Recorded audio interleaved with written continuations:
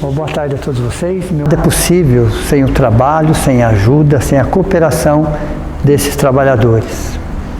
A equipe de médicos, enfermeiros, socorristas, amparadores, orientadores, benfeitores, assistentes. A presença de cada um deles nessa casa. Até o momento que nos desligamos do mundo lá fora, que abrimos os nossos corações e as nossas mentes e mergulhamos nesse ambiente de paz, de serenidade, de reencontro, de oportunidade, de tratamento. Nesse momento, encarnados e desencarnados, estamos no mesmo universo dimensional, buscando essencialmente as mesmas informações, conceitos, fundamentos, que nos ajudem a entender um pouquinho melhor o porquê e o para quê de tudo o que acontece conosco. Numa doutrina que nos consola, que nos esclarece, mas que principalmente nos liberta de preconceitos, de mágoas e ressentimentos, de situações que de alguma forma nos abalaram emocionalmente. Tem uma doutrina que nos fortalece, que nos ampara, que não nos tira a dor, mas nos ajuda a administrá-la.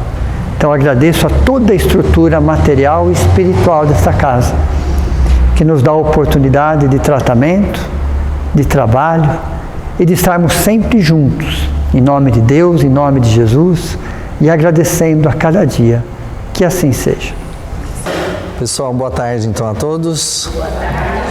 É uma alegria poder estar aqui batendo esse papo, né, nesse estudo que é feito aqui na Casa do Evangelho. Há um bom tempo tenho a oportunidade de estar aqui participando dos estudos e fico muito contente com a oportunidade. E o tema dessa tarde é basicamente perdão das ofensas. Esse capítulo 10 do Evangelho, Bem-aventurados misericordiosos, ele é muito rico, né? Tem subitens nesse capítulo que realmente nos faz refletir. E ele está logicamente ligado, né, com o Livro dos Espíritos, na questão do Livro dos Espíritos.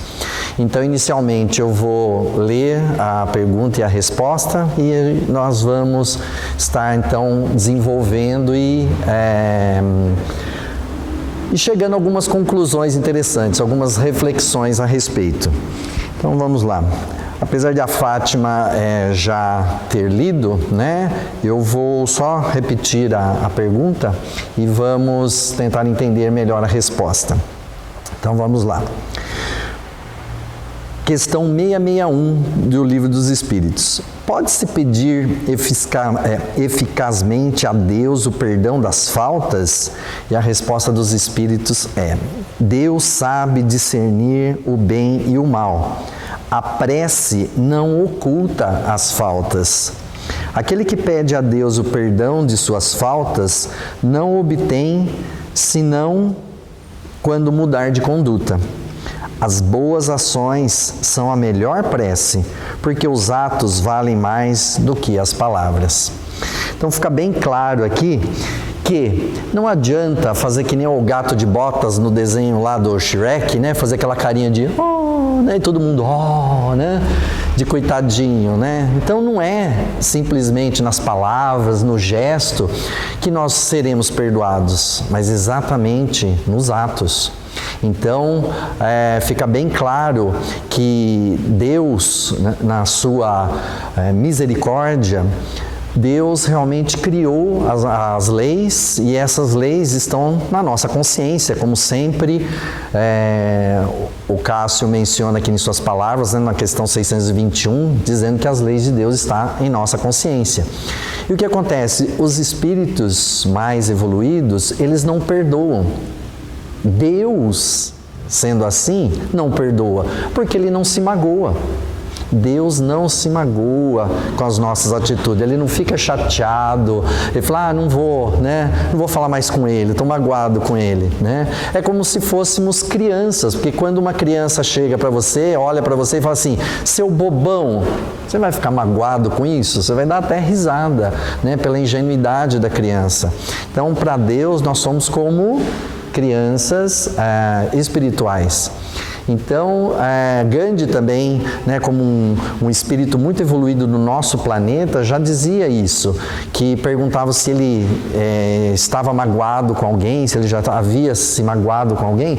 Ele falou que não, que nunca se magoou com alguém, porque ele não se ofendia. Nós que ainda no estágio que nós estamos, nós ainda nos ofendemos e aí muitas vezes nós nos magoamos. E da mesma forma como já aprendemos que ninguém tem o poder de nos magoar, é nós que nos magoamos, tanto que a conjugação do verbo é exatamente no reflexivo, é eu me magoo, nós nos magoamos. Então ninguém tem a capacidade de nos magoar, é nós que muitas vezes somos sensíveis e acabamos, né, nos magoando. Tem uma historinha interessante, antes de eu entrar no Evangelho, de um menino, né, que ele brigava muito com o irmão dele, e nunca ele perdoava o irmão dele. E a mãe, querendo ajudar na reflexão dele, simplesmente fez uma coisa interessante. Estava próximo do Natal, esse filho que nunca perdoava o irmão, simplesmente chegou para a mãe e falou assim: mãe, esse Natal eu quero uma bicicleta. Aí a mãe, né, pegou e falou assim: claro, filho, então vamos fazer o seguinte, vai lá no seu quarto, escreve uma carta para Jesus, né, e diz para ele, né, todas as pessoas que você perdoou, para que você tenha mérito de ganhar essa bicicleta, né. Aí ele foi correndo para o quarto, chegou lá, sentou, né, e começou a escrever a carta.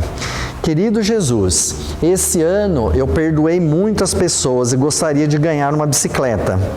Aí ele parou e falou assim: puxa, isso não é verdade. Jesus me conhece. Eu não perdoei as pessoas. Aí ele amassou todo o papel e aí de repente ele pegou outro papel e começou a escrever: querido Jesus, esse ano eu tentei perdoar as pessoas e gostaria de ganhar uma bicicleta. Aí ele parou de novo e falou assim: não, esse ano eu nem tentei perdoar as pessoas e Jesus me conhece. Aí ele ficou chateado, amassou o papel, ficou triste, revoltado, saiu de casa, começou a andar pelo bairro assim, aí ele viu a igreja, aí ele resolveu entrar na igreja. Entrou na igreja, aquele silêncio, sentou lá no banco, começou a olhar aquelas imagens assim, aí ele teve uma ideia. Aí ele correu, pegou a imagem de Nossa Senhora, saiu correndo da igreja com a imagem, chegou em casa, jogou embaixo da cama, sentou lá, pegou o papel e começou a escrever: querido Jesus, estou com sua mamãe, se você não me der uma bicicleta eu não vou devolvê-la, né? Então, não adianta fazer isso que não vai conseguir as coisas, né? Então, na ingenuidade da criança, né, muitas vezes nós nos comportamos assim, com as nossas, né, com as nossas barganhas com Deus, né? Então não adianta fazer carinha de bonzinho, não adianta fingir que perdoamos, né? Porque tem que ser no sentimento, tem que ser no coração.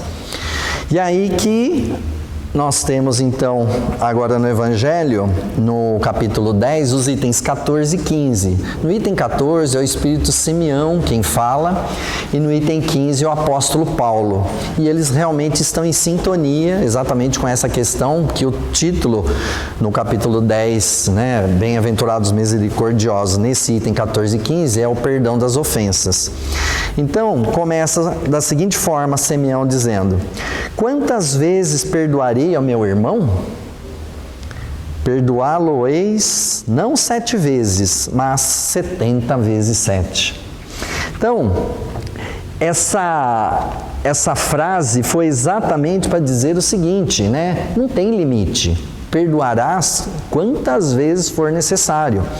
E uma vez, Chico, lá em Uberaba, uma mulher chegou para o Chico e disse o seguinte: Chico, no Evangelho diz que tem que perdoar 70 vezes 7, né? 70 vezes 7 dá 490. Eu perdoei já o meu marido é muito chato, eu já perdoei ele muito mais de 490.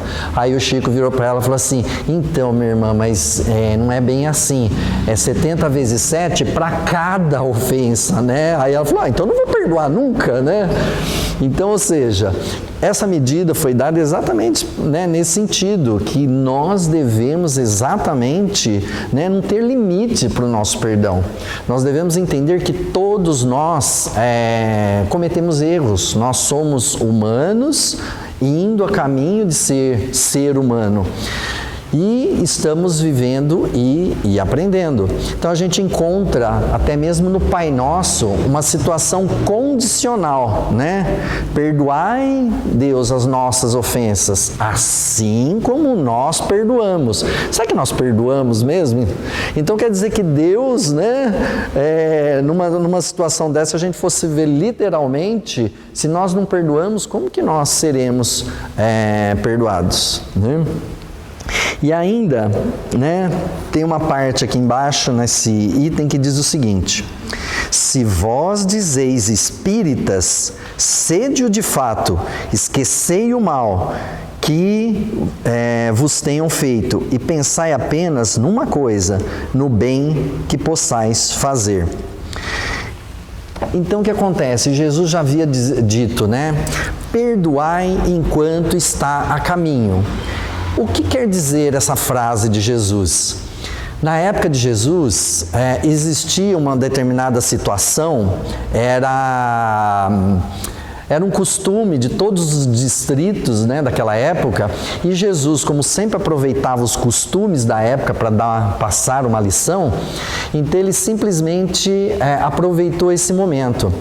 Nos distritos sempre tinha um juiz, e esse juiz, ele tomava decisão de qualquer coisa que acontecesse, até mesmo um roubo de cabra era ele que decidia, e a hora que ele decide não tem, né, apelação, não tem a possibilidade de tentar reverter, não, ele decidiu, acabou, morreu o assunto. Então o que acontece? Para chegar nesse juiz, era um corredor enorme até chegar ao juiz. Então, as duas pessoas que estavam na disputa tinham que seguir esse corredor enorme até chegar ao juiz. Chegou lá, apresentou o fato, o juiz tomou a decisão, acabou. Acabou, era aquilo.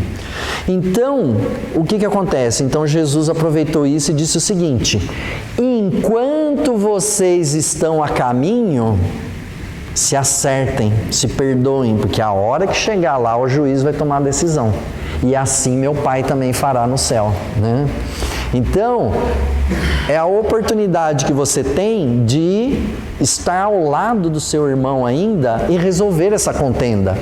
E isso serve para nós num outro entendimento, nessa encarnação. Você está magoado com alguém? Seu irmão, seu pai, seu primo, alguém te magoou, alguém te ofendeu? Não quero mais falar com ele, nunca mais quero vê-lo.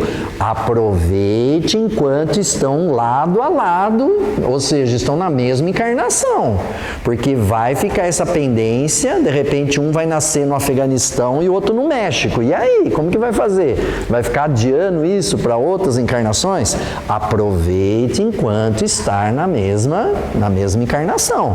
Aproveite para perdoar, para você não levar essa situação para outras encarnações. Até mesmo dentro da constelação familiar, diz muito isso, né? Diz que a partir do momento que dentro do seu círculo familiar você tem desavenças, enquanto você não harmonizar essas energias, né, entre o grupo, você vai ter problemas financeiros, de saúde, de relacionamento, ou você vê que equilíbrio? Então tudo está interligado. Então enquanto a gente não harmonizar isso na nossa família, né, aí não vá reclamar depois, porque o desequilíbrio está acontecendo, né? Então, entra em sintonia com o que está no Evangelho. E tem uma outra parte aqui muito interessante, aí agora na parte onde o apóstolo Paulo fala, que diz o seguinte: perdoar os inimigos é pedir perdão para si mesmo, os inimigos. E perdoar os amigos é uma prova de amizade. Então, quando perdoamos os nossos amigos, né, é uma prova de amizade. Tudo bem, a pessoa, né, faltou comigo, me causou talvez algum prejuízo, mas é meu amigo, né? Deixa para lá, vamos, né, acertar as coisas e vamos seguir em frente. gente. E quando a gente perdoa um inimigo, estamos perdoando a nós mesmos, porque nós não sabemos a nossa história do passado, se nós já não tínhamos um débito com essa pessoa. Então, como a gente não conhece o passado, entendendo que devemos perdoar, mas a pessoa fez isso, não importa, tem algum motivo atrás disso que eu não sei hoje o que é. Então, eu necessito exatamente perdoar para que eu também seja perdoado diante das minhas faltas. E a situação que muitos falavam, diziam antigamente, Deus realmente, Deus castiga, né? Você imagina uma situação, um filho pródigo, o filho vai, usa drogas, mata, faz um monte de coisas no desequilíbrio que ele está no momento, na encarnação dele no momento. Só quem pode julgar é Deus, mas ninguém tem essa capacidade. E aí o que acontece? Aí todos vão dizer o seguinte, nossa, né, essa pessoa fez isso, nossa, Deus não vai perdoar.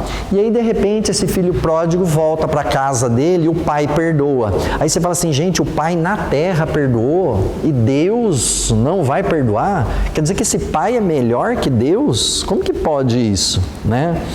Então, nós espíritas, como seres humanos, temos a facilidade de julgar.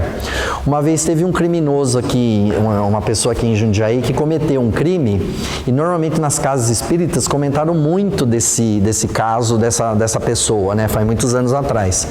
E o comentário era, nossa, e aí ele foi preso e foi assassinado ainda dentro da cadeia. Todo mundo falava, nossa, essa pessoa agora matou, né? E agora foi morto lá, nossa, ele vai ficar num umbral um bom tempo, né?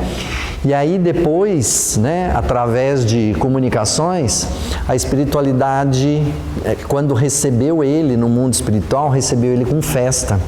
E aí depois foi a dúvida de todo mundo, mas como foi recebido com festa? Né? Porque nessa encarnação ele matou uma pessoa, na encarnação passada ele tinha matado 12. Ou seja, olha o progresso que ele teve. A espiritualidade não está vendo, né, os nossos defeitos, eles estão avaliando o que a gente progrediu. Nós é que julgamos as pessoas pelas falhas dela, né? Então na espiritualidade não, eles comemoraram, fizeram festa porque ele evoluiu de uma encarnação para outra, de 12 só assassinou um, talvez numa próxima nem isso faça, ainda esteja ajudando outras pessoas, né?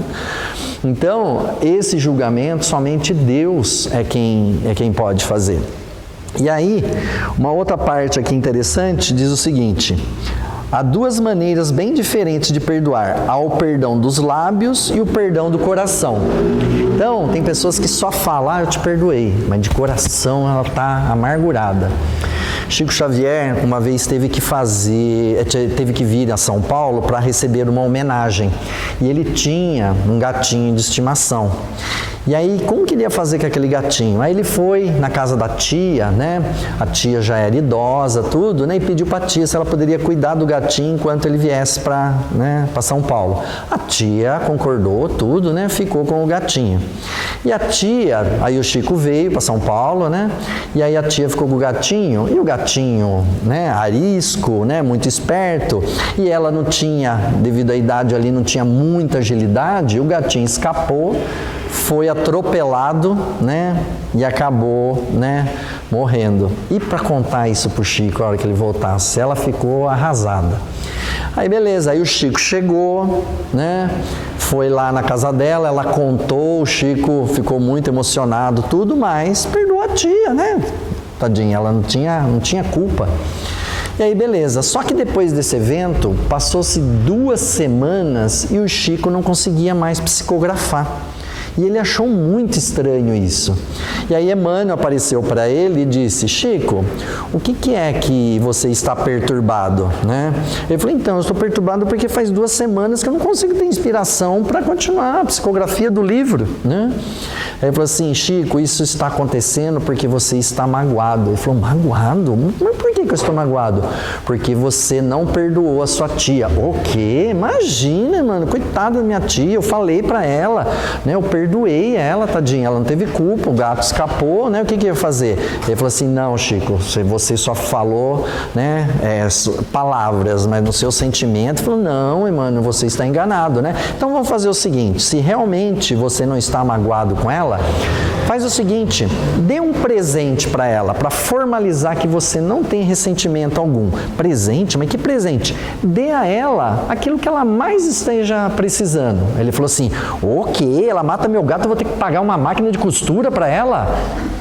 Aí o Emmanuel falou, viu, Chico, como você está magoado, né?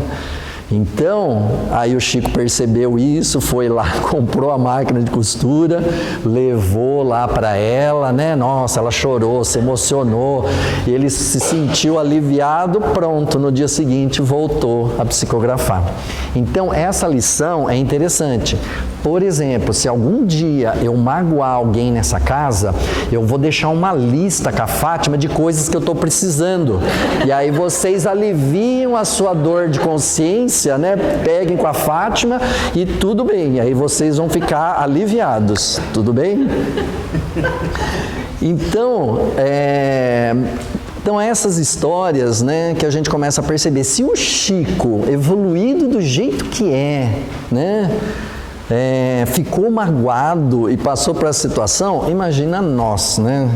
As coisas que nos acontecem com família, no trabalho, na comunidade, e aí a gente acaba realmente ficando chateado, magoado. Ah, não, eu esqueci nada. Daqui a pouco a pessoa está comentando de novo, ela está ressentindo, porque ela vai comentar com alguém, você acredita que tal pessoa fez isso? Porque se ela falou, é porque ainda está, né, no coração dela, a cicatriz ainda está aberta. Porque se ela nem lembra mais, é porque ela conseguiu ressignificar isso. Ela conseguiu realmente perdoar. E não só em palavras, mas exatamente no coração.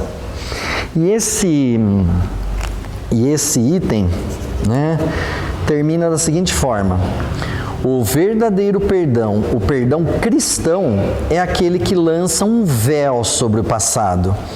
E o único que vos será levado em conta, pois Deus não se contenta com as aparências, sonda o fundo dos corações e os mais secretos pensamentos, e não se satisfaz com palavras e simples fingimentos. Deus sabe o que vai no nosso coração. E aí, o esquecimento completo e absoluto das ofensas é próprio das grandes almas. O rancor é sempre um sinal de baixeza e de inferioridade.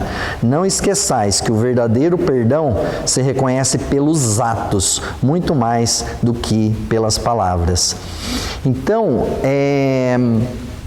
uma vez eu trabalhava lá no centro José Herculano Pires, na Vila Maringá, durante anos, né? Eu coordenei um projeto chamado Projeto Educar, era 8 anos esse projeto, com as crianças da antiga favela da Vila Maringá. Agora a prefeitura reurbanizou, mas na época era favelas, né? Até o Joaquim lembra dessa época aí, né? E a gente trabalhava direto lá com as crianças na favela. E essas crianças eram aliciadas por traficantes. Eu mesmo, uma vez, fui levar um botijão de gás na casa de uma senhora, né, que ela era uma índia e tinha 4 crianças na casa dela, e as filhas tinham ido embora, ela que cuidava das crianças, e ela me pedia, né, quando ela precisava de alguma coisa, eu ia levar lá botijão. E o traficante utilizava a casa dela, às vezes, para fazer as negociações. E eu não conhecia, chego lá, aquele cara com aquela correntona de ouro, assim, já me encarou com aquele olho vermelho, assim. Ela falou assim, não vai mexer com ele ajuda as nossas crianças, né? Eu não sabia quem que era. Aí o generoso, que depois me contou quem que ele era, eu falei, nossa, né? Então, aí nós resolvemos criar um projeto lá no Centro Espírita, e funcionava de sábado e domingo, e participaram 70 crianças. Então, eles tinham reforço escolar, atividades recreativas, eu consegui patrocínio com a BIC e com a Siemens, doaram computadores, eles tinham aula de computação, e que tinha esporte, tinha karatê, consegui um monte de gente para patrocinar, né, esse trabalho. E desenvolvi esse trabalho. E à noite, né, de sexta e sábado, eu frequentava os trabalhos mediúnicos.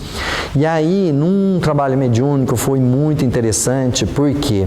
Porque eu estava ali como dialogador, né, para conversar ali com o médium, com aquele espírito que estivesse com o médium. E de repente eu cheguei e perguntei, né, seja bem-vindo, no que podemos ajudar? E a resposta foi o seguinte: quem que você pensa que é? Vim com essas palavras doce, mansinho. Eu sei quem você é. Você acabou com a minha vida no passado, né? Então não queira se dar uma de bonzinho, porque eu sei, eu te conheço, eu sei quem você é. E eu naquele momento, logicamente tranquilo, falei assim, imagino que você conheça pelos meus erros no passado. Hoje, infelizmente, eu não sei o que eu fiz lá atrás, mas se eu fiz alguma coisa que realmente, né, te prejudicou, eu peço desculpas, né, de coração, porque hoje eu estou tentando me melhorar. Nisso, o médium começou a chorar, né? O espírito começou a chorar. E aí eu fiquei ali no aguardo, falei, nossa, será que ele se sensibilizou só com essas palavras? Mas não. Aí ele falou a seguinte frase: o que é isso que estão me mostrando aqui? Estão me mostrando uma imagem que eu não acredito. E eu fiquei aguardando. Eu falei, o que você está vendo?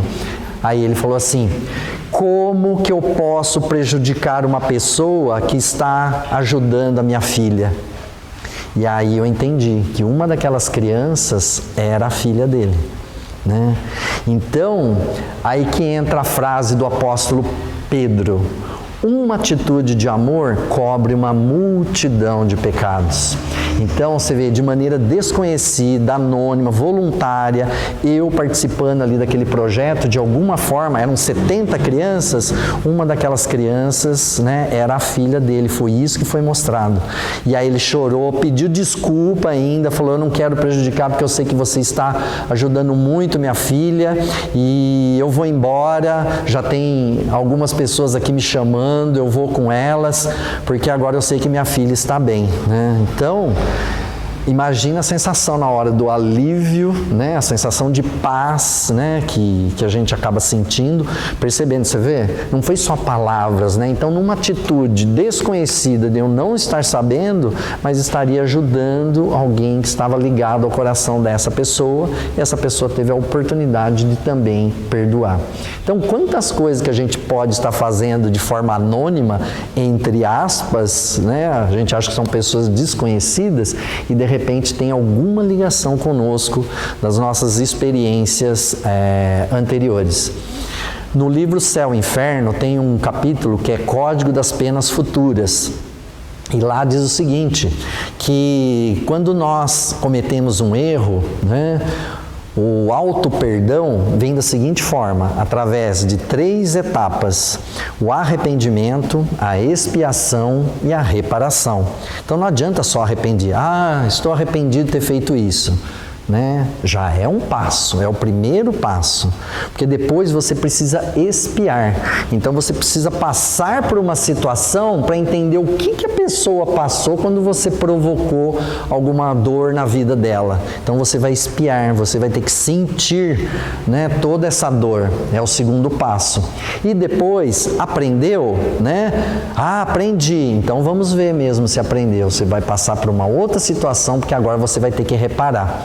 Né? Então, nos livros, né, do Chico Xavier, através do irmão X, né, tem uma história muito interessante de uma pessoa que era fazendeiro, né, casado com uma mulher muito bonita, e um amigo dele estava apaixonado pela esposa dele. E ele fez de tudo para tentar tirar essa esposa dele. E aí combinou com um amigo de irem caçar. Aí foram caçar e lá nessa caça ele mirou no amigo e matou o amigo fazendeiro, né? E aí a viúva triste e tal, sofrendo, aí com o tempo ele foi apoiando ela com a situação da fazenda, né? E aí de repente entraram numa sintonia, né? E ele acabou casando-se com ela, né? E aí ele conseguiu fazer com que a fazenda rendesse o dobro do que era com o antigo proprietário. E aí o que acontece? E aí ela ficou grávida. Aí ela ficou grávida, adivinha quem era que estava voltando? Ia herdar tudo de volta, né? Ia herdar tudo de volta. Então, ele estaria retornando. Então, ou seja, as leis de Deus, nada fica, né, fica impune. Então, de uma maneira ou outra, ou a gente vai ter que se arrepender, a gente vai ter que passar a dor para que a gente aprenda o que a gente causou na outra pessoa, né?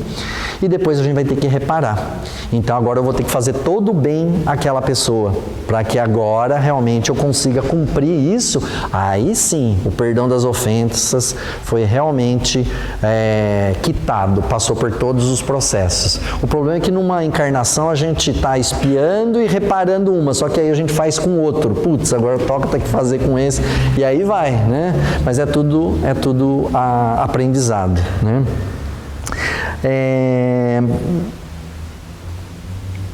Então, basicamente, nesses dois itens, né, o item 14 e o item 15, do Espírito Simeão e o apóstolo Paulo, no perdão das ofensas, ela realmente está ligada, né, com a questão 661. Então, nós devemos perdoar infinitamente as pessoas que nos causam algum mal, tentando entender que as pessoas, cada um está no seu estágio, né? Ninguém está, todo mundo no mesmo nível evolucional. E aí, ou seja, então cada pessoa, um está mais à frente, outro está um pouquinho mais atrasado. Então, a gente tem que entender que naquele momento a pessoa errou, mas porque talvez ela está perturbada, ela está doente, ela está ignorante em determinadas situações, da mesma forma como nós. E já passamos por isso, estamos passando por isso, e não tem jeito. É no contato, é no relacionamento que nós vamos evoluir. O diamante, ele começa com uma pedra bruta de carbono. Se largar lá, ela vai ser uma pedra bruta de carbono, um grafitão lá no meio da terra. Aí resgata essa pedra, aí coloca ela, com a pedra de toque. Essa pedra de toque vai ferindo esse carbono até ele ficar reluzente e vir um diamante. E da mesma forma nós somos assim. Deus coloca exatamente, não os problemas, mas Ele coloca desafios na nossa frente, na nossa vida, para que seja a pedra de toque, para que a gente venha a se desenvolver, melhorar, aprender e se tornar um diamante reluzente. Então Deus não vê em nós uma semente, Ele olha para a gente e vê uma floresta, porque Ele sabe o que a gente pode conquistar ainda pela frente, né? Então, se somos ainda pequenas sementinhas, um dia nos tornaremos uma linda floresta, porque de cada um de nós somos filhos de Deus, temos a oportunidade maravilhosa de, com esse aprendizado nesse mundo, com essas oportunidades que Deus nos dá, com as pessoas que coloca no nosso caminho, de evoluirmos. E para terminar, então, não se esqueçam, a lista das minhas necessidades está com a Fátima, depois vocês podem pegar com ela lá e fiquem com a consciência tranquila, tá bom? Então é isso, e que Deus nos abençoe.